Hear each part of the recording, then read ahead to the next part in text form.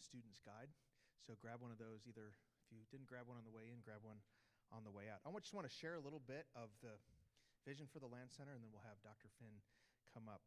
The Land Center for Cultural Engagement exists to train the next generation of Christian leaders to engage society with gospel truth that results in human flourishing through educational pathways, thoughtful forums, and critical research. Our mission is accomplished through a variety of means, including articles, podcasts, and videos designed to equip the church. If you are interested in more of what we do, you can check out our website at landcenter.com. I'm going to ask Dr. Nathan Finn to come up here and begin his second lecture. Why don't we give him a warm welcome?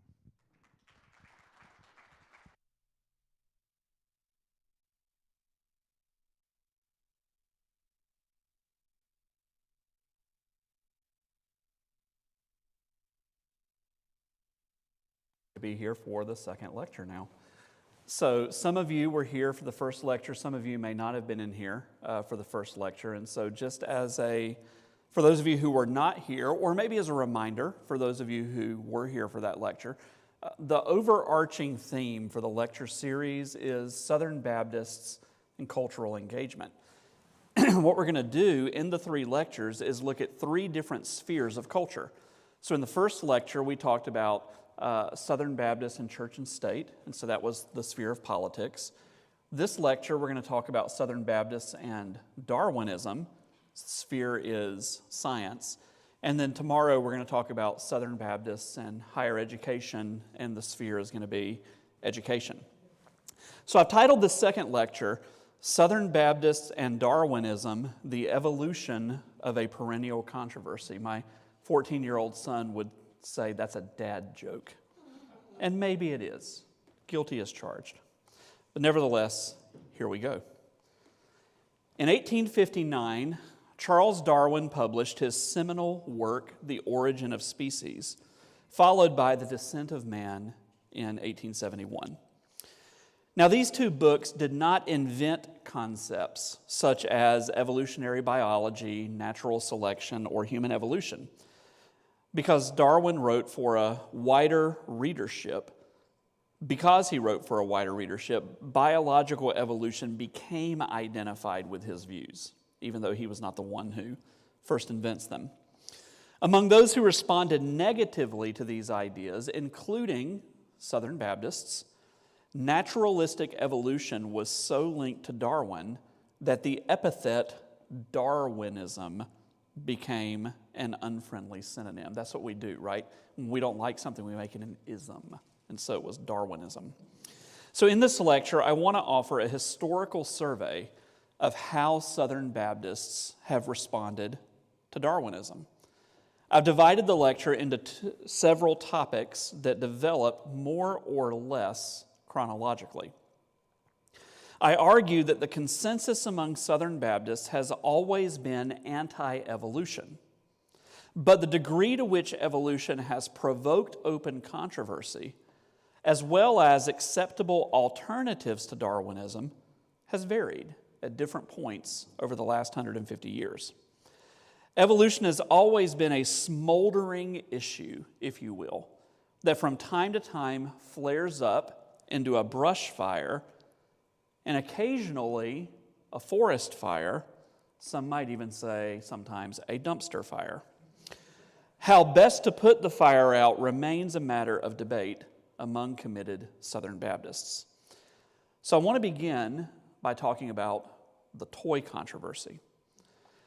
While Darwin's own religious convictions remain a source of ongoing discussion and frequent controversy, there's not any scholarly consensus about that. The biographers all debate it.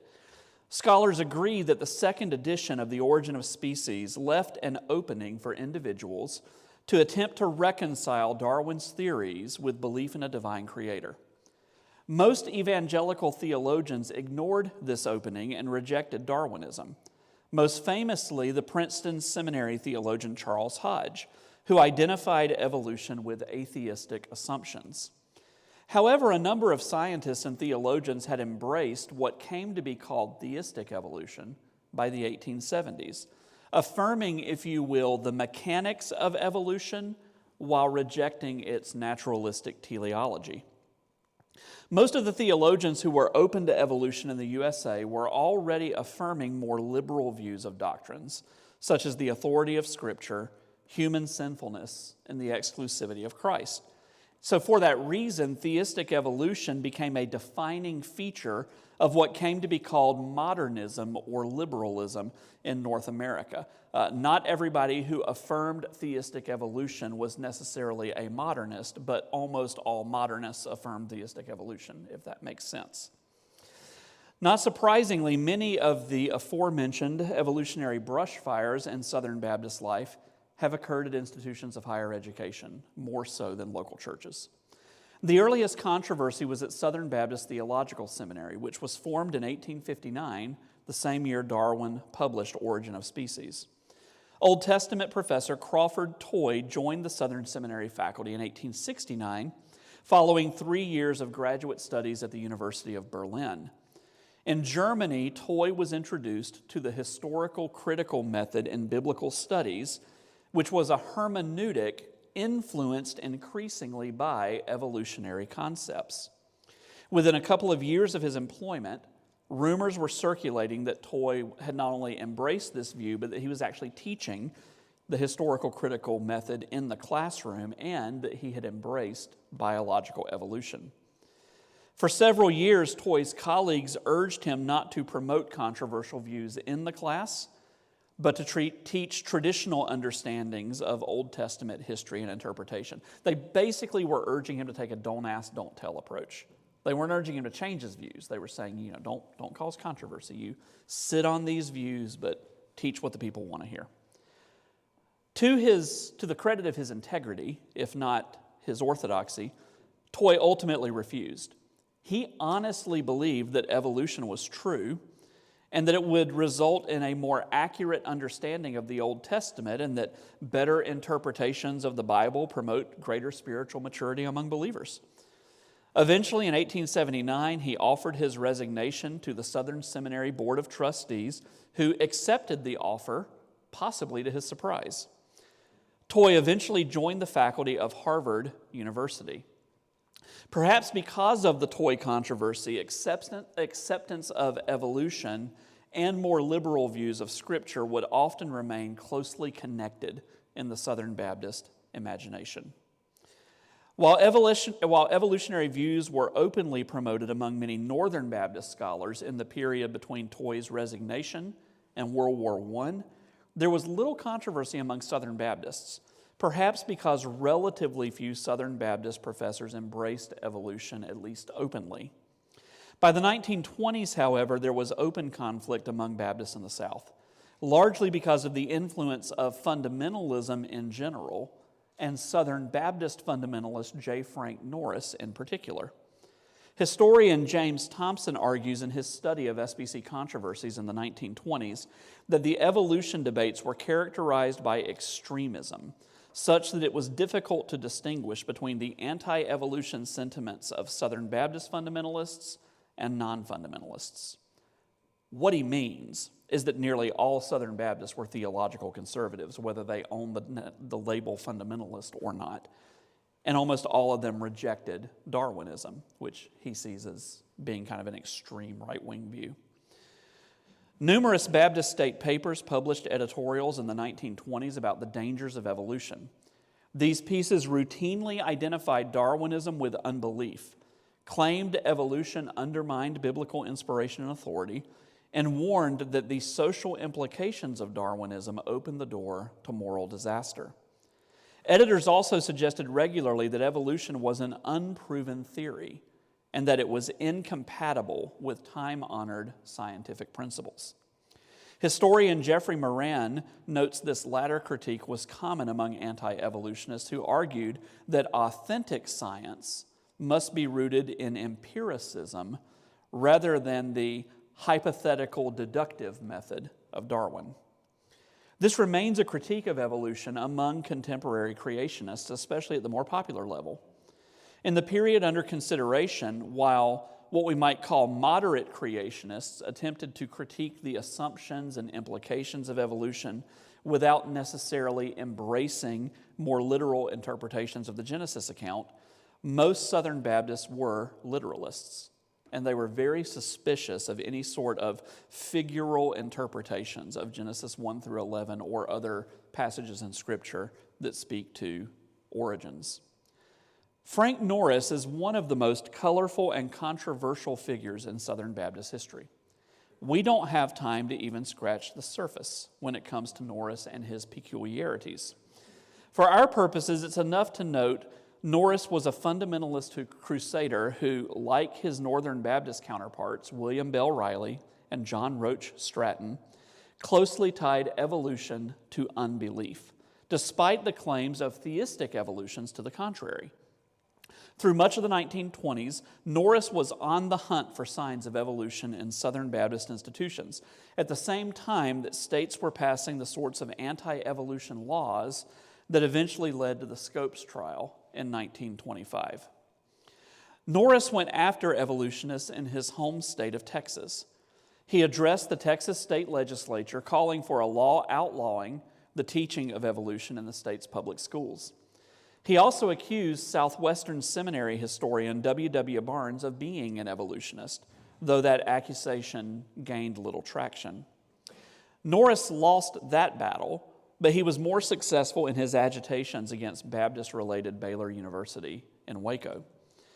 Joseph Dawson, longtime pastor of First Baptist Waco, who we mentioned in the last lecture, and a close supporter of Baylor, was a known theistic evolutionist, and many Baylor faculty and students were members of First Baptist Waco. This may have created some suspicion about Baylor's orthodoxy on this issue. Either way, Norris pressed successfully for the removal of Baylor sociologist Grover Samuel Dow from the faculty in 1921 because of Dow's theistic evolutionary beliefs, which Dow had affirmed in a published textbook on sociology. He was in print on the issue. A few years later, in 1925, Baylor zoologist O.C. Bradbury resigned because of his own theistic evolutionary beliefs. Anti-evolutionists also scored other victories against evolutionary scholars in the 1920s. Let me give you a couple of more examples.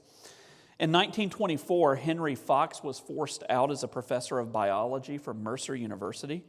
Now, the Fox case was relatively uncontroversial among Georgia Baptists because during the course of the investigation, Fox refused to affirm the full deity of Christ or the virgin birth. So Fox was clearly a modernist, regardless of what he thought about evolution, so it became pretty non-controversial. But 2 years later, biologist Andrew Lee Pickens was fired from Furman University for affirming evolution in a newspaper article. Pickens, in turn, went to work for the state of California, where he became America's leading expert on termites. Guess what I'm going to do when I grow up, Mommy? While Norris had been effectively sidelined from Southern Baptist life by the mid-1920s, other fundamentalists pushed for an anti-evolution confessional statement at the 1925 annual meeting of the Southern Baptist Convention. E.Y. Mullins was president of Southern Seminary at the time, and he had positioned Southern as a moderately creationist institution that opposed evolution but did not explicitly affirm what was being called increasingly a literal interpretation of Genesis 1 through 11. There was some latitude about how to interpret it. For example, Southern Seminary missiologist W.O. Carver wrote throughout the 1920s about the need to find a middle ground between theistic evolution and literalism, which drew the scorn of anti-evolutionists who believed he had conceded too much ground to the modernists. Notably, Mullins also chaired the committee that drafted the Baptist Faith and Message in 1925. The confession was adopted without any reference to evolution, which infuriated convention fundamentalists, including his fellow committee member C.P. Staley, the fundamentalist editor of the Oklahoma Baptist Messenger. Staley led Oklahoma Baptists to withhold giving to Southern Seminary because of concerns that Mullins was too friendly to theistic evolution, even though Mullins himself explicitly rejected that position. Nevertheless, Kentucky Baptist fundamentalists spread rumors of the seminary's heterodoxy when it came to creation. At the 1926 SBC annual meeting, President George McDaniel affirmed a traditional view of creation in his opening address. Fundamentalists managed successfully to have the convention pass a resolution endorsing the McDaniel statement and called upon all SBC institutions and boards to affirm McDaniel's position. Mullins obliged, and the anti-evolutionist criticisms of him and Southern waned. One evolutionary controversy during this period was an interesting outlier because it resulted in a completely different outcome than the others. William Lewis Poteet taught natural science for 47 years at Wake Forest College, the last 22 of which he was also the school's president. Poteet was part of a prominent family of Baptist educators. His sister Ida was an art professor at Meredith College in Raleigh. His brother, Edwin McNeil Poteet Sr., was president of Furman University in Greenville, and his nephew, Edwin McNeil Poteet Jr., served as president of Colgate Rochester Divinity School in New York. The Poteet men, in particular, were all outspoken modernists and champions of a Southern Baptist version of the social gospel. According to his biographer, William Lewis Poteet, quote, closely followed the developments of modern biology and was exceptionally frank in teaching evolution. By 1922, Poteet's views had become widely known among Baptists in the South, and he attempted to make the case for theistic evolution in the pages of the North Carolina Baptist periodical, The Biblical Recorder. In subsequent articles, Poteet applied the Baptist principle of liberty of conscience to the question of academic freedom, arguing that Baptist scholars should be free to reconcile scientific findings with their Christian faith. At the 1922 annual meeting of the Baptist State Convention of North Carolina, Poteet preached a widely praised sermon that temporarily deflected criticism from his evolutionary beliefs. Poteet subsequently survived further attempts to remove him during the height of the fundamentalist modernist controversies in the 1920s, largely because of his oratorical skills and his respect as a denominational statesman in North Carolina. Poteet was also protected by his friend and fellow theistic evolutionist Richard Vann, the former president of Meredith College, who was now the executive secretary of the Education Board in the Baptist State Convention. As an aside, I don't know that this happens often with seminary presidents. I would like to think it doesn't. But anytime college presidents stand up at state conventions and they preach barn burner sermons and talk about how many students got saved on campus, and they don't say anything about orthodoxy or the biblical worldview, your red flag should go up that they're beginning to drift.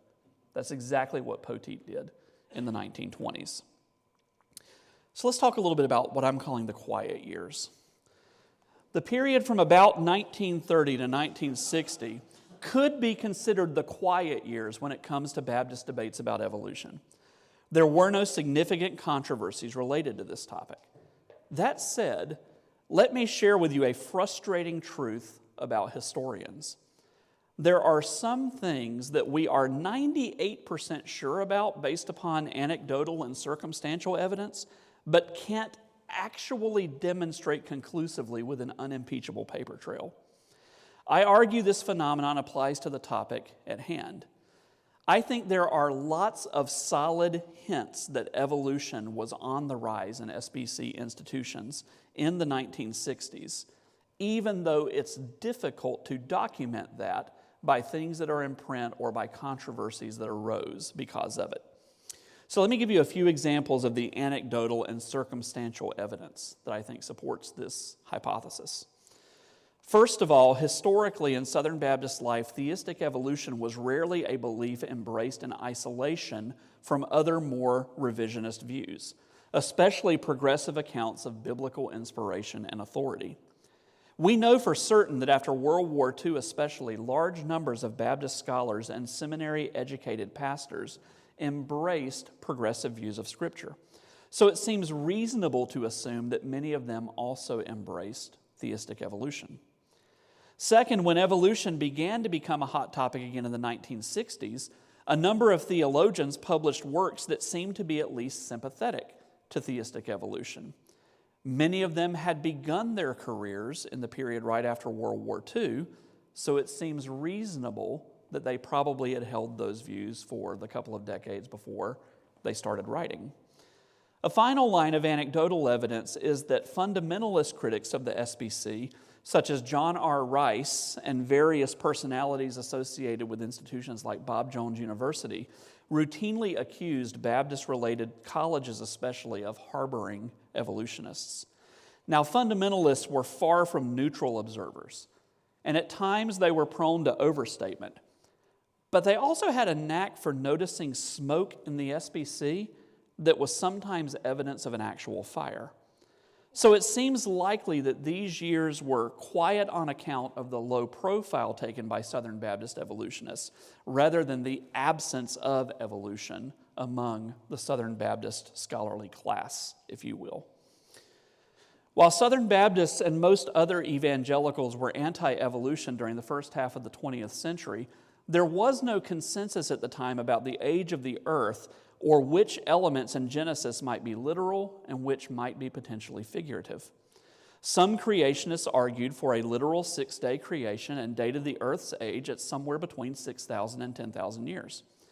This view, which would come to be called young earth creationism, enjoyed an ancient pedigree among Christian thinkers, but had become popular with many English-speaking Protestants since the Irish theologian James Ussher proposed his famous chronology in the 1650s. When anti-evolutionists speak of a literal view of creation, they normally mean that as a synonym for young earth creationism. Other creationists argued for a literal six-day creation, but they posited a significant gap of time between Genesis 1:1 and Genesis 1:2 that allowed for a much older age of the earth.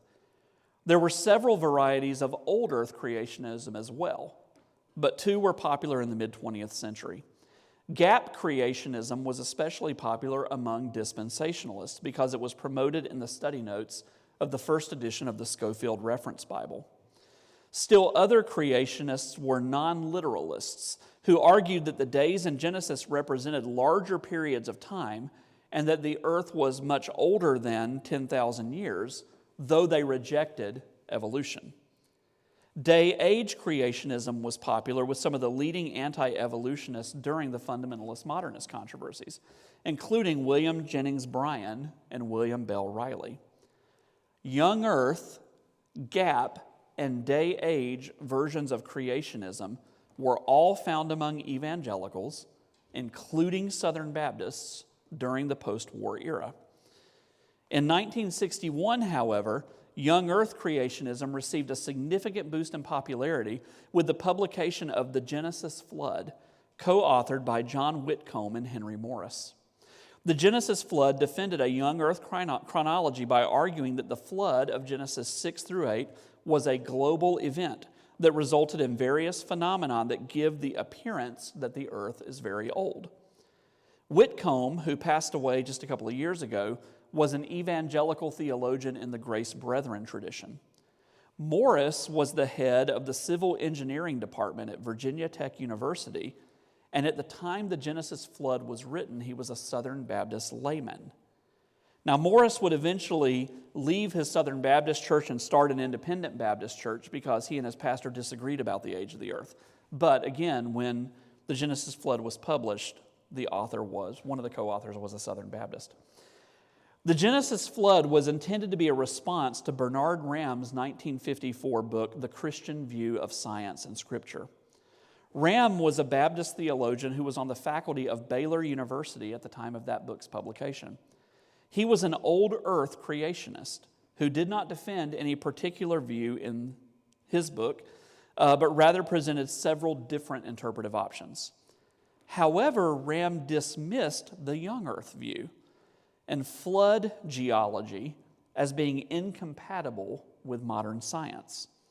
Ramm was a member of the evangelical scholarly organization, the American Scientific Affiliation, and his views sort of became baseline in that group. Old earth creationism, skepticism about young earth creationism. Though Ramm rejected theistic evolution, he didn't affirm it. Many creationists were convinced that Ramm's views were opening the door for theistic evolution to gain traction among evangelical theologians and scientists. Basically, what begins to happen is young earth creationists begin to argue that old earth creationism is a halfway house in between orthodoxy and heterodoxy. heterodoxy being theistic evolution. Moving beyond theistic evolution, you begin to move even further away than simply heterodoxy. But let's talk about the Genesis controversies in the SBC. Within the Southern Baptist Convention itself, evolution was at least tangentially connected to two controversies over Genesis in the 1960s. In 1961, Midwestern Seminary professor Ralph Elliott published a book titled The Message of Genesis. He embraced the historical critical method and advanced a non-literal interpretation of Genesis 1 through 11 that convention conservatives believed undermined biblical inspiration and authority. Elliott's book was dropped by the Baptist Sunday School Board when the first printing sold out, and Elliott himself was terminated from Midwestern Seminary in 1962 because he refused to promise that he would not seek another publisher for the book. The convention responded to the Elliott controversy by adopting the 1963 Baptist Faith and Message. In 1969, the Broadman Bible Commentary published its volume on Genesis, which was written by a British Baptist scholar. Like the Message of Genesis, the new commentary adopted a non-literal interpretation of Genesis 1 through 11. The convention voted to pull the commentary and ordered a revised edition by a different author. As I noted before, in Southern Baptist circles, affirmation of higher criticism of the Old Testament and evolution were closely connected in the denominational imagination.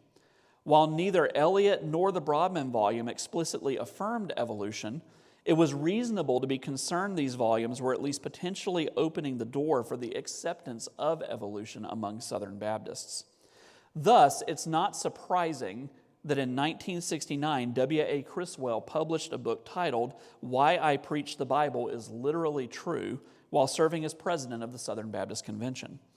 Criswell denounced evolution as incompatible with Scripture and suggested that a high view of Scripture necessitated a literal interpretation of Genesis. Harold Lindsell, a former editor of Christianity Today and a Southern Baptist church member, also connected a literal view of Genesis with biblical inerrancy in his 1976 book, The Battle for the Bible. For both of these men, a literal interpretation led naturally to the young earth position. This is exactly the argument creation scientists were beginning to make during this same period. Biblical inerrancy virtually necessitates a literal interpretation of Genesis and an age of the earth that is probably less than 10,000 years. Henry Morris helped form the Creation Research Society in 1963. In 1970, the Creation Research Society published a young earth creationist textbook that was used primarily in Christian private schools, though a handful of public school districts also adopted the book. More significantly, in 1972, Henry Morris split from that organization to form the Institute for Creation Research, an apologetics ministry that would experience considerable controversy in the 80s and 90s because of their attempts to offer graduate-level degrees in science, even though they weren't connected to an academic institution. In 1980, the Creation Science Foundation was formed in Australia, but that's not the name you know it by. When the ministry opened an American branch in 1994, it rebranded as Answers in Genesis. Answers in Genesis is arguably the most influential young earth creationist organization today. In recent years, their Creation Museum and the Ark Encounter have remained extremely popular among evangelicals and an ongoing source of frustration in the secular media. Creation science organizations played a significant role in establishing young earth creationism as the dominant form of creationism, at least at the popular level, largely through their influence upon private Christian schools, and by the 1980s, the Christian homeschool movement. Evangelical congregations, including many Southern Baptist churches, began establishing private Christian schools in large numbers in the 1960s. While most of the earliest private Christian schools in the South were what we would today call segregation academies that were formed in response to the forced desegregation of public schools, by the mid-1970s, race was far less of a driving force in the continued proliferation of these schools. Rather, concerns about the growing secularist bias of public schools was at the forefront of the Christian school movement. Teacher-led prayer and Bible reading had been excised from the public schools. We talked about that in the last lecture. Sex education courses were becoming commonplace, and many history textbooks seemed to evangelicals and other conservatives to be more critical and less patriotic than had once been the case. But most significant for our purposes, naturalistic evolution had become almost universally accepted in public school science textbooks by the 1970s. Most evangelical parents opted to leave their children in public schools. So not surprisingly, school boards all over the country experienced debates over textbooks, including science textbooks. In fact, this was one of the early galvanizing movements that contributed to the rise of the religious right. In the 1970s, Mel and Norma Gabler, not sure how to pronounce that, emerged as the public face of the fight for conservative textbooks. The Gablers or Gablers were Southern Baptist laypeople who wanted all public schools in Texas to reflect the ostensibly conservative and religious values of their constituencies, including treating naturalistic evolution as a theory rather than a settled scientific fact. For many conservative evangelicals, evolution was foundational to the secular humanist worldview. So defending young earth creationism was defending the biblical worldview itself. As an aside, my late father-in-law was a Southern Baptist minister, pastor. He was a homeschooling parent. And when I started dating the young woman who is now my wife, I noticed there was a poster that they had up in their house, and the poster was about the castle of secular humanism, and the foundation of the castle was Darwinism. So it's that idea that it's foundational to an anti-biblical worldview. Southern Baptist politicians could be found on both sides of the emerging textbook wars.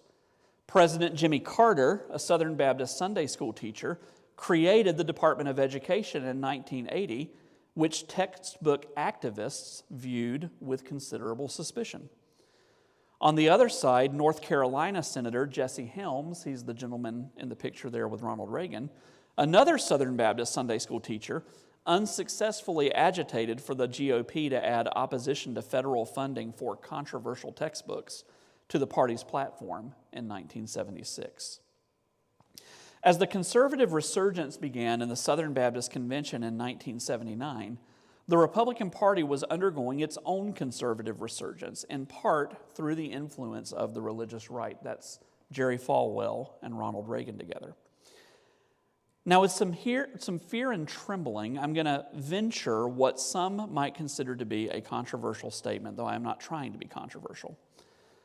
I've long believed it is impossible to understand the history of the SBC between 1979 and 2000 without also understanding the history of the religious right during the same era.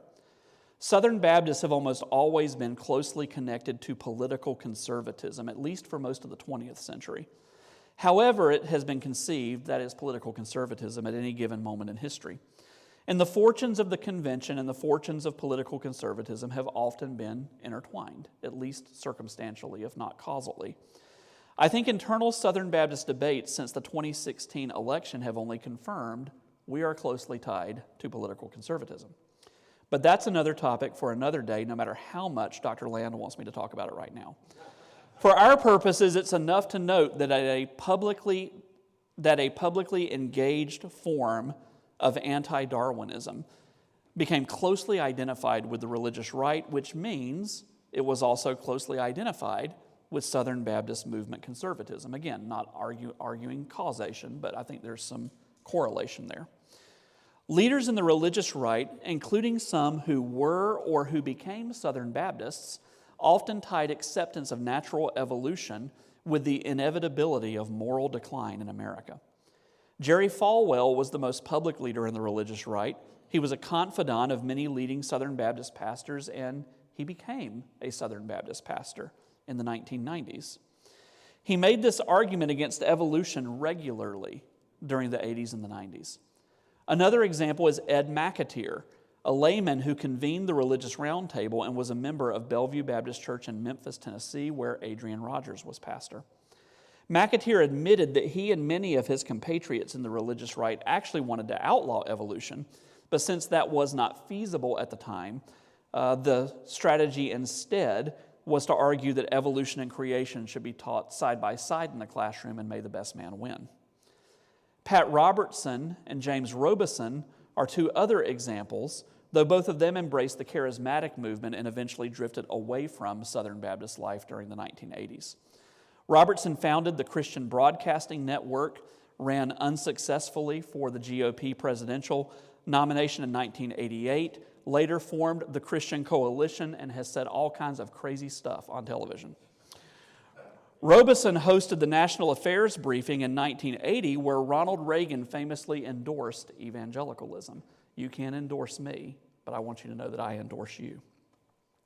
Not surprisingly, since the religious right was concerned about the influence of naturalistic evolution, the increasingly conservative Southern Baptist Convention was as well. In 1980, the SBC passed a resolution that affirmed a literal understanding of creation as recorded in the Bible. 2 years later, the convention went further with a resolution affirming scientific creationism as a viable alternative to evolution that should be taught alongside evolution as an alternate theory in public school classrooms. A 1984 resolution against secular humanism, that's the one on the screen, explicitly tied secularism to widespread acceptance of creation as a myth and evolution as a scientific fact. Again, implicit in these statements to varying degrees is the belief that creationism means young earth creationism. A commitment to a literal view of creation was part of the conservative litmus test during the 80s and 90s. Nancy Ammerman discusses this topic in her seminal study, Baptist Battles. She notes that Adrian Rogers and W.A. Criswell were on the record affirming a literal view of creation. She also recounts a conversation with a conservative messenger who planned to support Adrian Rogers at the 1986 SBC annual meeting. When pressed by Ammerman, his rationale was that he had read a magazine article claiming that evolution was being taught in Baptist schools. In his recent study of creationism, Christopher Turney also provides documentary evidence that SBC presidents Bailey Smith, Jimmy Draper, and Charles Stanley denounced evolution and affirmed a literal creation, tying belief in the latter, a literal creation, to an affirmation of biblical inerrancy. SBC President Jerry Vines even published a book-length defense of young earth creationism. As with the religious right more generally, these Baptist leaders equated affirmation of Darwinism with the slide toward moral declension in the culture. By the early 21st century, some Southern Baptist scholars were also promoting young earth creationism as the biblical position, especially, though not exclusively, at Southern Baptist Theological Seminary. Albert Mohler began writing and speaking periodically in defense of the young earth position in the mid-2000s. His popularity as an internet essayist and public speaker have positioned him as a leading theological ally of scientific creationists. Russell Moore, who served as Southern's chief academic officer from 2004 to 2013, also came out in favor of young earth creationism in the mid-2000s. For Moore, this was an intellectual conversion from old earth creationism, similar to the views held by earlier evangelical Baptist theologians Bernard Ram and Carl Henry. Kurt Wise, a Southern Baptist paleontologist, also emerged during this period as one of the leading defenders of young earth creationism. From 2006 to 2009, Wise directed Southern's Center for Theology and Science before becoming director of Truett McConnell College's Creation Research Center. Greg Allison, who has taught at Southern Seminary since 2003, has written for the Young Earth Creationist Ministry Answers in Genesis and has contributed to a collection of essays critiquing theistic evolution. But the 1990s also witnessed a new entry in the anti-Darwinist movement with the rise of intelligent design. Intelligent design has ancient roots, but in its modern form, it's a collection of philosophical and scientific critiques of naturalistic evolution that rely upon evidence and natural revelation rather than special revelation. As such, it's best to think of intelligent design as compatible with theism and that would include Christian theism, but as not technically necessitating theism. Most folks who believe in intelligent design are Christians, but not everybody who believes in intelligent design would be a Christian. For this reason, young earth creationists who are driven primarily by their interpretation of Genesis 1 and 2 are sometimes critical of intelligent design for being insufficiently Judeo-Christian in its views. While intelligent design became a topic of conversation among scientists in the 1980s, it was the lawyer Philip Johnson's 1991 book, Darwin on Trial, that brought the conversation into evangelical circles. Other seminal works in that movement followed, notably biochemist Michael Behe's Darwin's Black Box, and mathematician and philosopher William Dembski's The Design Inference. Dembski later taught at both Southern Seminary and Southwestern Seminary, though his rejection of young earth creationism proved controversial, as we'll discuss in a bit.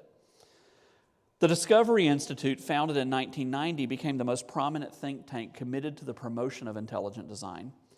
Intelligent design was certainly not accepted by all conservative Christians, but even many who preferred the young earth view biblically recognized the apologetical value of intelligent design critiques of Darwinism.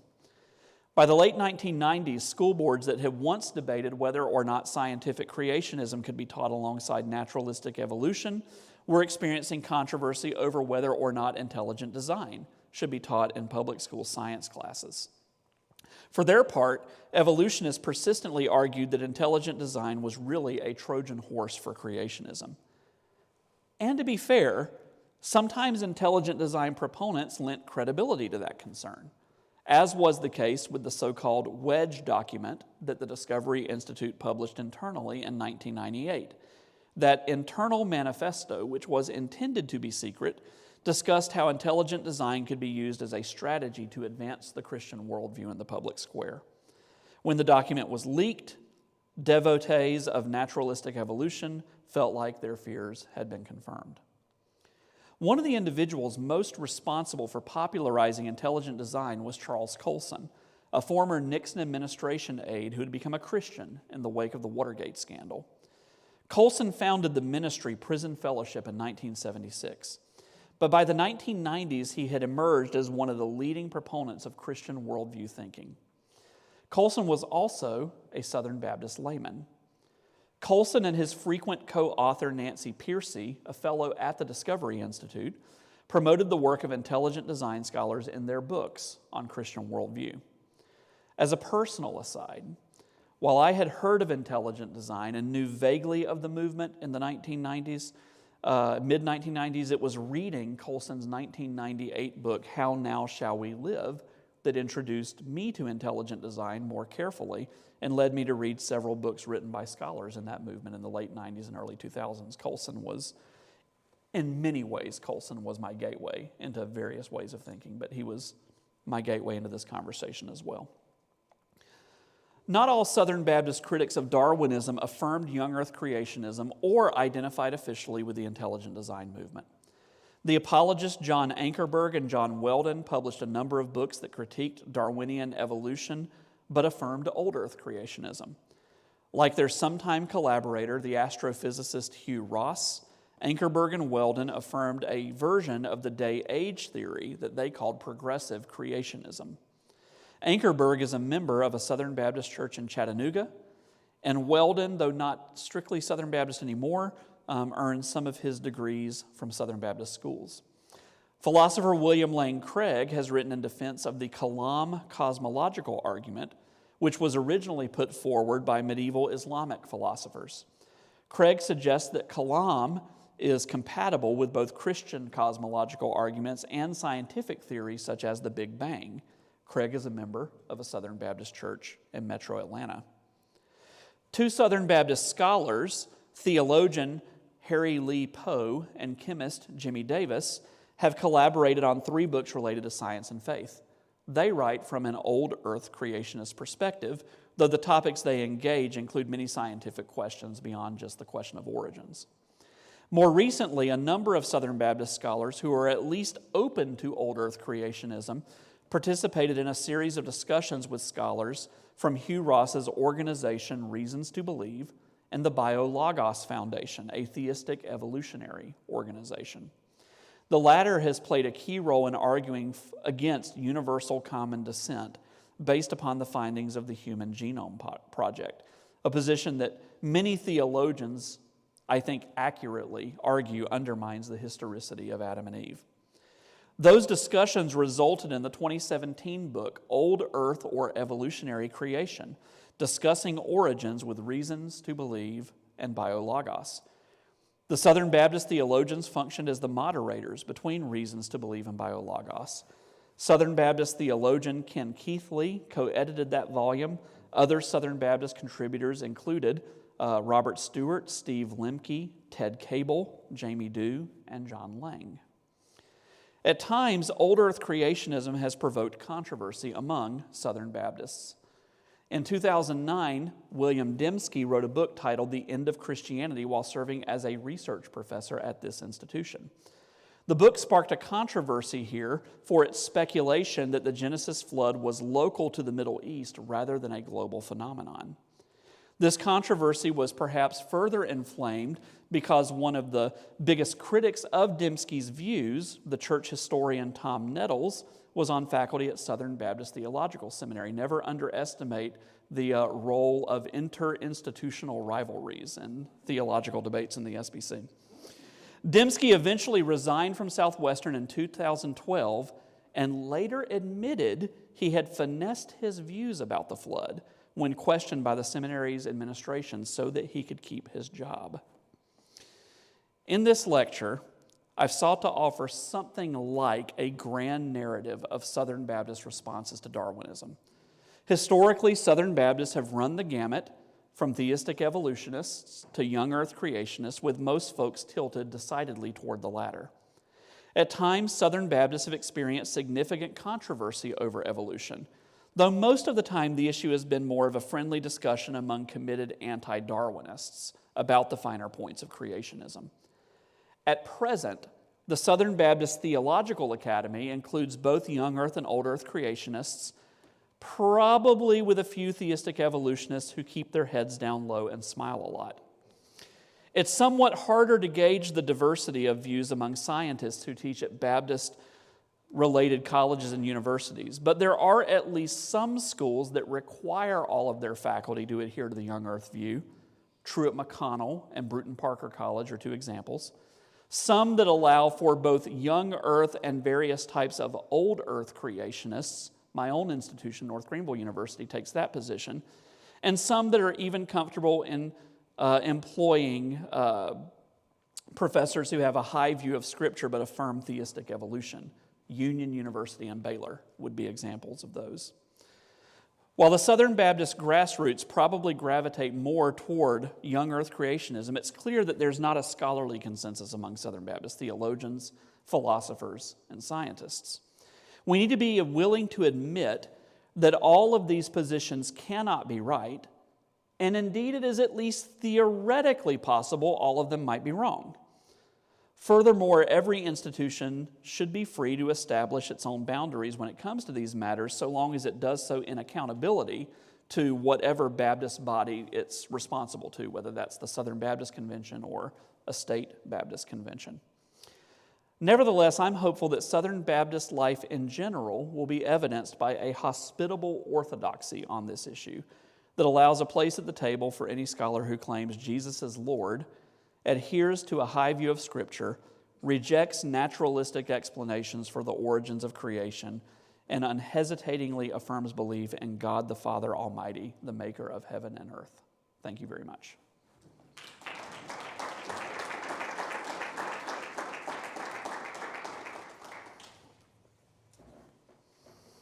Thank you, Dr. Finn, for that great lecture, and thank all of you for coming out for this.